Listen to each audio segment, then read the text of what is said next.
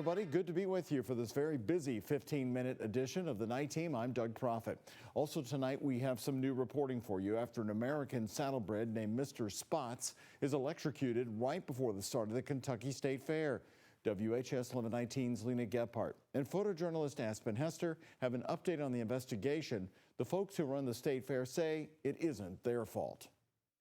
Mr. Spots, a saddlebred horse, was electrocuted in this tent at the fairgrounds the night before the Kentucky State Fair. Mr. Spots and 5 other horses from his stable traveled from Oregon to compete in the World Championship Horse Show. Horses owners are feeling the loss. Well, everyone here is very passionate about their horses, and it's a very unfortunate incident. Melissa Moore from Versailles, Kentucky is competing and told us about the setup. We count on them. They put our stalls up, they run the electricity, they run the water. Her horses are being kept in a tent across from where Mr. Spots was electrocuted. We're responsible for placing the tents, and then we ground those tents, and then the electrical that's ran. Ian Cox, spokesperson for the Kentucky State Fair, says they handle the tent setup for the horses, including electricity. He says the horse stalls in the tent are not their responsibility. Anything within the stalls is the responsibility and the compliance requirements for the exhibitor that's within that space. Cox says the state fair does an initial inspection, certifies setup is safe, and that licensed electricians monitor during the fair. It was an isolated incident, so what we're looking at here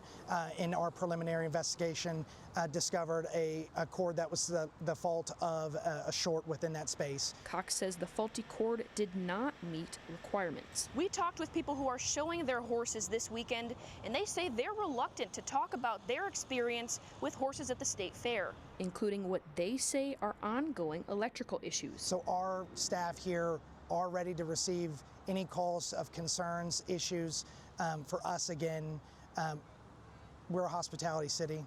This facility puts on great events, and the people here make that a part of the success. We treat them like our own family, so that's probably the hardest part, is that every one of these horses here is like someone's family. The tragedy is on everyone's mind as the World Championship show dominates the weekend. Lena Gephardt, WHS 11, Night Team, on your side.